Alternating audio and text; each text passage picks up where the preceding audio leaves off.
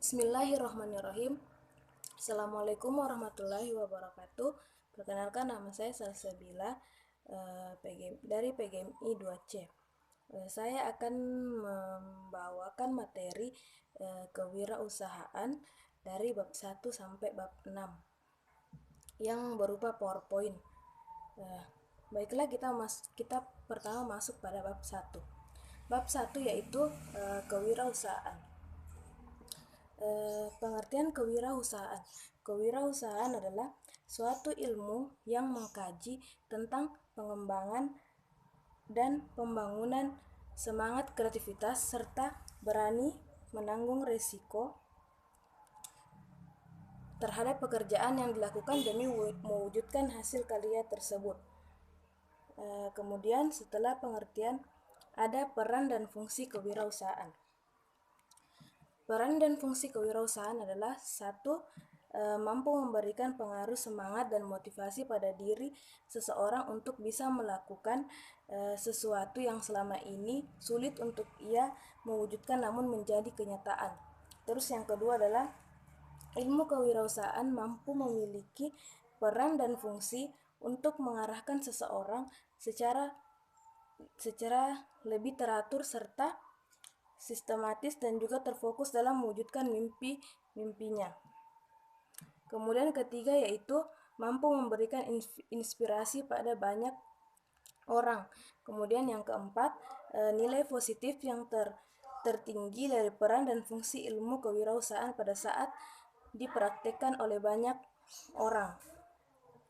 Kemudian setelah peran dan fungsi, ada peluang dan tantangan seorang wirausahaan. Seperti yang pertama, perkembangan ilmu pengetahuan dan teknologi yang begitu cepat.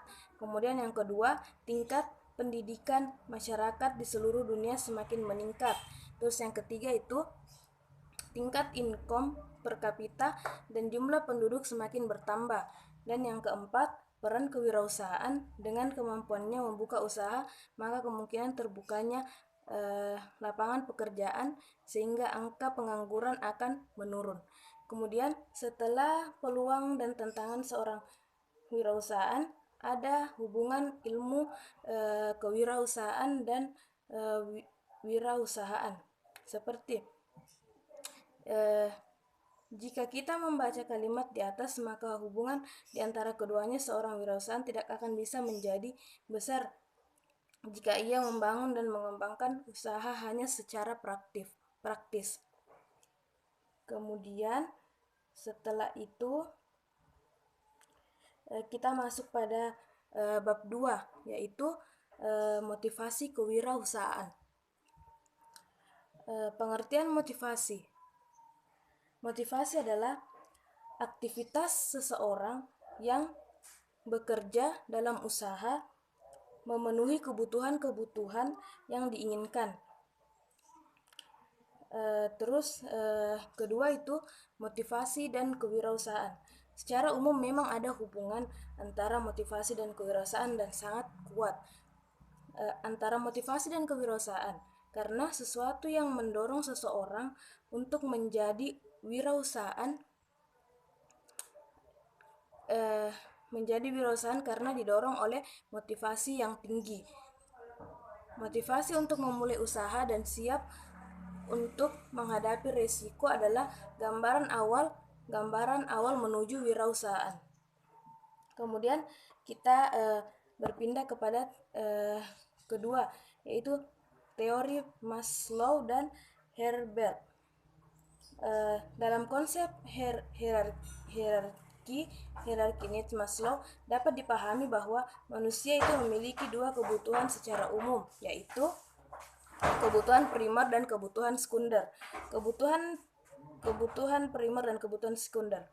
Herbert dapat mengemukakan teori motivasinya bertumpu pada sisi kajiannya, yaitu motivasi factors dan hygienis factors. Kemudian kita berpindah lagi kepada definisi teori X dan teori Y. Teori Y dan teori X melihat dari sisi perspektif, yaitu teori X melihat manusia sebagai pihak yang tidak memiliki motivasi, sedangkan memiliki semangat yang kerja keras. Sedangkan kalau seseorang yang teori Y melihat manusia sebagai pihak yang memiliki semangat kerja, keras, disiplin, kreatif, kepemimpinan, dan lain sebagainya. Kemudian kita masuk kepada bab 3, yaitu business plan. Definisi business plan adalah suatu kerangka kerja yang menjelaskan setiap bagian bisnis akan dikerjakan semenjak dari awal hingga akhir. Keterkaitan antara business plan dan kewirausahaan adalah untuk memiliki sebuah bisnis yang berkualitas dan bernilai saing tinggi, disarankan maka bisnis tersebut sebaiknya dibangun dengan perencanaan yang matang. Salah satu perencanaan yang matang yaitu salah satu mekanisme untuk membantu perencanaan bisnis yang matang adalah dengan memiliki business plan. Kemudian definisi perencanaan. Perencanaan adalah pemilihan tujuan jangka pendek dan jangka panjang, serta merencanakan tarik dan strategi untuk mencapai tujuan tersebut. Tujuan pembuatan business plan adalah: 1. Business plan merupakan suatu blueprint yang akan diikuti dan dioperasional bisnis. Terus yang kedua, ini merupakan alat untuk mencari dana sehingga berhasil dalam bisnis. Terus yang ketiga, ini merupakan alat komunikasi untuk menarik orang lain. Keempat, ini dapat membantu Anda sebagai manajemen. Yang kelima, membangun pengawasan lebih mudah dalam operasional. Kemudian kita masuk kepada materi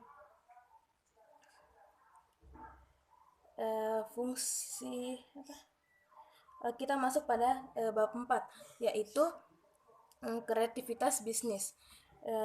Definisi kreativitas bisnis adalah kemampuan untuk mengembangkan gagasan-gagasan baru dan untuk menemukan cara-cara baru dalam melihat masalah dan peluang.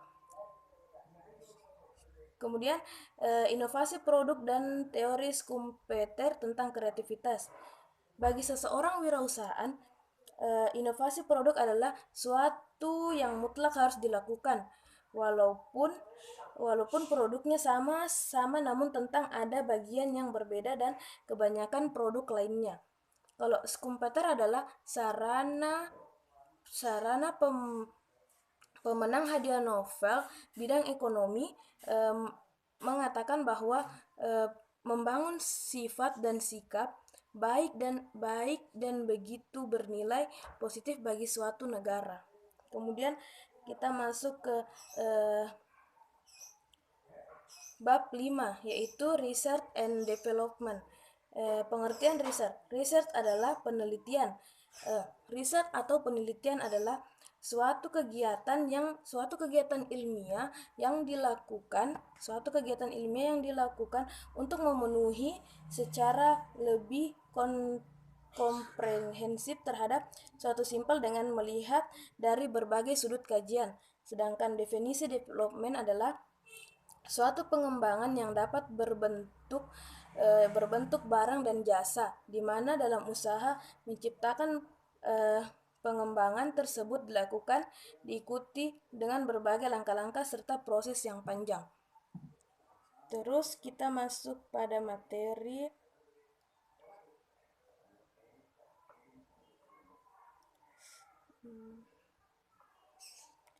tindakan tujuan dilakukannya development produk. 1. Dapat dikembangkan produk yang memiliki nilai jual dan mampu bersaing di pasar. Terus kedua, keputusan perusahaan di mata konsumen dan mitra bisnis dapat selalu terjaga karena dianggap perusahaan selalu memiliki semangat inovasi dan produk yang tinggi. Yang ketiga, keputusan perusahaan di mata konsumen dari sejahtera bisnis dapat selalu terjaga. Keempat, mampu mewujudkan keinginan atau aspirasi konsumen terhadap produk yang sesuai dengan pengharapan dapat dilaksanakan. Kemudian kita masuk pada bab 6, yaitu model kerja dan struktur kerja. Definisi model kerja. Model kerja adalah investasi sebuah perusahaan pada aktivitas jangka pendek, persediaan dan piutang. Terus kebijakan model kerja. Model kerja dan keputusan dasar yang berhubungan dengan tingkat sasaran untuk masing-masing kategori aktiva berhubungan dengan tingkat sasaran dengan masing-masing kategori aktiva dan bagaimana aktiva lancar tersebut akan didasari. Terus yang keempat adalah definisi struktur. Menurut G. Siegel dan J. Kasim mengatakan kapital struktur atau struktur. Sedangkan modal adalah komposisi saham biasa, preferen dan berbagai kelas seperti itu. Laba dan utama jangka panjang yang dipertahankan oleh kesatuan usaha dalam memadai aktivanya. Terus pembagian dan kebijakan struktur modal. 1. Tentang pembagian struktur modal itu sendiri terbagi menjadi 2, simple capital dan kompleks capital. Kemudian ada teori struktur modal. Kajian tentang struktur modal lebih banyak dibahas di berbagai teks, baik yang ditulis oleh penulis domestik maupun asing. Baiklah, sekian materi dari saya. Wabillahi taufiq wal hidayah. Wassalamualaikum warahmatullahi wabarakatuh.